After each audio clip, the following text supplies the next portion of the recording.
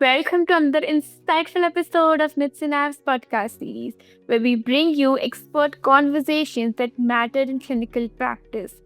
And today we're delving into a crucial prenatal topic, which is prenatal hydronephrosis, a condition that often shows up on routine ultrasounds but can bring a lot of questions and concerns for expectant parents.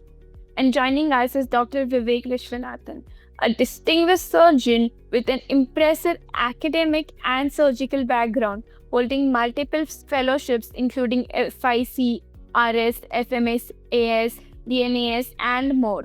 He's a noted expert in minimally invasive and reconstructive urology and has a rich experience managing pediatric urological conditions. So, welcome, Dr. Vivek, and it is such a pleasure to have you with us today. Thank you so much for such a wonderful introduction, and I'm pleased to be here and hope to be of some use to all the listeners. Yes. So, Doctor, let's dive right into our topic today. So, to begin with, could you explain how actually prenatal hydronephrosis is usually detected during routine screening, and what are key parameters that raise red flags for urological follow-up?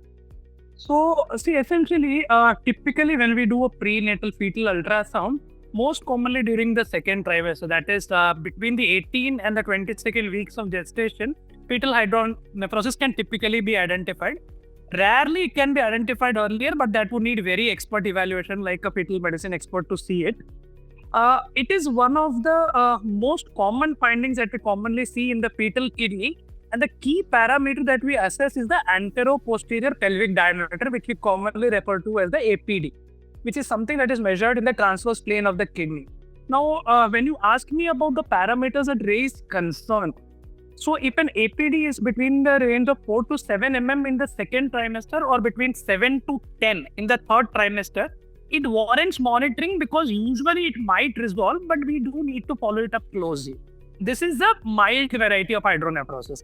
Something that is in the range of 7 to 10 in the second or 10 to 15 in the third is called moderate. It raises a flag of maybe a possible uretropelvic junction obstruction or a BUR. So we should be a little more watchful.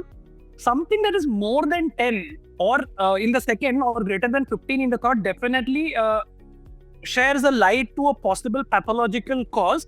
Then that should be taken not in isolation, but we should look at other parameters like possible chalazial dilatation, maybe parenchymal thinning, the amount of liquor, whether there is oligohydramnios or something.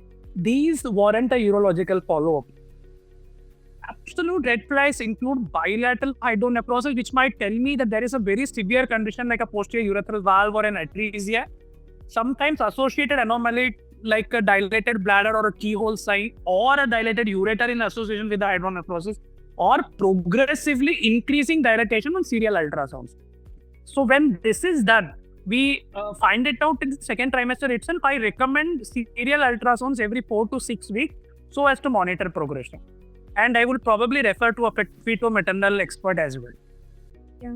Thank you for actually breaking that down so clearly. And I think early detection really plays a key role here, if I'm not sure. Absolutely. So now, Doctor, moving to the next question. Once hydronephrosis is suspected prenatally, how do you usually counsel expectant parents, especially regarding, prognosis or possible interventions and the importance of postnatal follow-up especially? So you see, actually, when the parents are told that the child has a dilated kidney or dilated pelvis, the first critical step is to alleviate the anxiety. Obviously, it is a very terrible and troublesome time for them. So the key thing to do is the explanation of the findings. We actually try to tell them what hydronephrosis is, that is dilatation of the pelvis. And we try to emphasize that it is in most cases as much as 70 to 80% transient and only warrants a close inspection. When they then ask me whether the prognosis is good or not, I tell them that mild cases usually tend to resolve. Moderate might need some sort of medical management or again expectant watchful management for a while. But when it is very high, we might need some other investigating modalities once the child is born. I also try and tell them that we would need a strict postnatal follow-up. I emphasize that the first postnatal ultrasound needs to be done anywhere between 48 hours to 7 days give the first 2 days are not done because of the dehydration to the baby, which will give you wrong findings. And potential interventions, when they ask, unless it is absolutely a dire emergency like severe oligohydramnios, or I'm suspecting PUV, which will not necessarily be the case unless there is bilateral hydronephrosis, we don't really intervene in the prenatal period. We also need to provide them some sort of empathetic emotional support. I try to counsel them and tell them that this is not a life-threatening thing. Even surgical outcomes are very good. But I mean, that's essentially how I go about it. You know. What I try to do is avoid overwhelming the patient with technical details, but while at the same time providing them a basic overview of what is expected. True. I think that overview is also very necessary, and those assurance is really necessary for parental. And I think clarity is very necessary in those moments, and it can make a huge difference. I would say. Absolutely. Yeah. Now, doctor, coming to postnatal management, how do you typically approach risk of stratification, and how do imaging and functional studies influence your clinical decisions? Like I have said before, a lot of it, a majority of them would tend to resolve if they are only mild. That is to the tune of 70 to 80%. But sometimes we need to follow them up with radiological and, like you have mentioned, scintigraphy scans and other studies as well. So we use two grading systems, the Society for Fetal Ultrasound and the APD, which is a simpler one to do. And like I said before, we monitor them by using an ultrasound within 48 to 7 days post-delivery. So if it is the SFU grade 1 or 2, it is often low risk and we can manage them expectantly with just routine follow-up. Grade 3 or 4, then again, it's a toss-up, If there is a 3 with a worsening VUR or a breakthrough UTI or something of that sort, I might intervene. Grade 4 is absolute intervention. So this is how I try to stratify. Sometimes, if I think that just the dilatation is not probably only unilateral, or there might be some other factors in play, I might ask for a micturating cystourethrogram, MCU or VCU, sometimes a MAC3 or DMSA scan as well, or an MRE. So these are how these are done. So low risk serial ultrasounds every 3 to 6 months. Moderate risk, if there is stable function, we assume low grade VUR. Then I put them on prophylactic antibiotics, do close monitoring. Rarely I would need to do a surgical intervention in terms of ureterostomy or something of that sort. But unless it is like I said, a breakthrough UTI or high grade VUR, we don't do anything.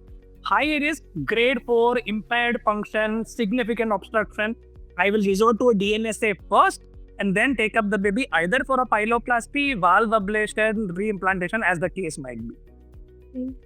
I think that's a great insight, into the layered approach needed to guide postnatal care as well. Absolutely. So now, doctor, in cases where surgical intervention is needed, how do you determine the ideal timing, especially considering, factors like child's age, renal function, and also sometimes degree of obstruction? Yeah. So you mentioned most of the key points yourself, right? So the problem, like you said, it's not an adult. I'm dealing with a baby. And some of these are detected antenatally. Most of them are detected antenatally. So in neonates, if it is a baby less than 1 month, I only reserve surgery for very critical cases. That is, it's a very bilateral severe obstruction, like for example, a PUV or high-grade bilateral VUR, or let's say there is a solitary kidney with a deteriorating function. There is no other option but for me to go in. But in all other cases where the function is stable enough, I defer it for at least 3 months, but I prefer to operate in the 6 to 12-month period. That is my personal thing. When we talk about radiological parameters and assuming that I have got the scintigraphy done, okay, so if there is a differential function of less than 35 or 40% at the initial scan, or on a repeat scan, there is a deterioration of more than 10% from the previous one, that is an absolute indication for intervention. The third thing that you mentioned very rightly was the degree of obstruction. So this again, we can know from the scan itself. If we have a T-half, that is the time taken for the dye to reduce to half of its original value of more than 20 minutes, it tells you that there is severe obstruction, you will need to intervene. Anything that is intermediate, you will need to look at other factors as well, like I've mentioned. Partial function with partial obstruction with preserved function, you might actually technically still monitor. And clinically now, if the child has recurrent UTIs, let's say hematuria, flank pain, or if it's a small child with a failure to thrive, even in the phase of relatively intermediate investigations, I might still choose to intervene. So that is how it is. So technically, if you ask me for a pyeloplasty, I will perform it anywhere between 6 and 12 months of age. A valve ablation will have to be done earlier because it's the more severe variety. For re-implantation or a ureteroscopic injection of Diplex or something, I delay it until 1 or 2 years, or if there are severe breakthrough UTIs. So this is what I personally follow. Yeah, I think it's really interesting, and I think sometimes, to hear how personalized treatment also works, sometimes it depends on case to case also. Yeah. So now, doctor, you have actually had considerable experience with minimally invasive techniques. So could you share your thoughts on laparoscopic pyeloplasty in infants especially, and how it compares with the traditional open approach? See, look, in recent times, minimally invasive techniques like lab and even robot-assisted laparoscopic pyeloplasty have become a cornerstone. And like you said, I have had quite a decent body of work as regards this. So now, see, there are a few little things to keep in mind. The laparoscopic pyeloplasty that I perform is the transperitoneal one, where we go via the abdomen. I use 3 or 4 ports. The advantages being that the scars are minimal, the recovery is faster to the tune of 2 or 3 days even. The baby can go home on the 3rd day vis-a-vis an open where the baby would take me to be in the hospital for 5 or 6 days. So smaller incisions, faster recovery, lesser pain. The problems being there is a huge learning curve because the space that you get to work with in a very small child is significant. The operative times, even in the initial phase, are a little high. And open, you can technically do it within 1 to 1.5 hours, while these take around 2-3 hours. For a baby, that amount of anesthesia you have to keep in mind. Obviously, the equipment costs are a bit more, but that is offset by the duration of the hospital stay. So what I usually do in my practice is for neonates or very complex cases where I assume that there are aberrant vessels or it's a recurrent pyeloplasty or something, I prefer the open approach. It provides me better visualization, shorter time, better for the baby. For infants who are greater than 6 months of age, if they are uncomplicated, I know it's a straight away simple pyeloplasty, then I resort to a lab. Whilst I was at my previous hospital, Kokilaben, Mumbai, we have done quite a few robotic as well. Obviously, the costs preclude doing it in every case, but it is definitely better. So that is how I do it. Yeah. I think that's quite interesting and impressive also to hear. So doctor, now finally, what are some of the most common parental concerns you encounter before surgery, and how do you typically address those during counseling? So the commonest one they ask is what happens after anesthesia? How safe is anesthesia? So I have a very standard and a very simple, funny answer. So it is not like the ones you see in the movie, where they come out intubated and the child doesn't really wake up. It's not. Pediatric anesthesiology is very, very safe. We deal with pure pediatric anesthesiologists who have specialized in the field, and they monitor the child closely, and we even monitor the baby after the surgery. So it is very safe. So that is one of the primary concerns that they have. Obviously, every patient, every parent wants to know what are the surgical risks. So you can't avoid the common surgical risks like pain, bleeding, and infection, which I tell them. But what I also realistically tell them that pyeloplasty in itself is a really safe surgery. There are not too many causes where I can go, cases that I can really go wrong and do a botched up job. And worldwide statistics give it a success rate anywhere between 95 to 97%. So it has got a very good success rate. The other thing, obviously, any parent is worried about is how soon will the child recover, what will be the threshold of pain, how long will the child need pain management and all. So laparoscopic procedures, I tell them that the child would be home by the 3rd day, so pain is virtually minimal. Open, because we have to do a subcostal or a lumbar incision, so then the pain is a little bit more, but it is obviously well controlled by the IV analysis that we give. The realistic answer is they would be able to do their normal day-to-day activities by 1 or 2 weeks. So that is what I tell them. And the other more there are two other pressing concerns. One is the cosmetic outcome, which I tell them is not of the most importance, but still lap would have a better cosmetic outcome in view of the smaller scars. The open one, because we tend to, I personally use a subcostal incision, so it tends to fade away with time and gets hidden by the body creases. So it's not really a big cause for concern, but although it will be always visible. The most important thing that they are worried about is the long-term outcome and the chance of recurrence. Okay, so pyeloplasty, like I've mentioned before, has a very high success rate to the tune of 95 to 97%. If done properly, the chances of recurrence are less than 2 or 3%. The recurrence occurs because there might be a possible picture where you have taken the stitch. But if you put in a DJ for 4 to 6 weeks, even that little risk is alleviated to a great extent. We monitor them regularly with ultrasounds, yearly scintigraphy, 6 monthly ultrasound for the first 2 years. So this is what typically I tell them. And why we need to do it? Because we want to preserve the kidney strength. So these are in common most of the questions that they have. And I mean that is what you have to essentially tell them. I essentially tell them, like I've told you before, it's not a life-threatening condition, a condition that should be managed surgically but has great outcomes. Correct.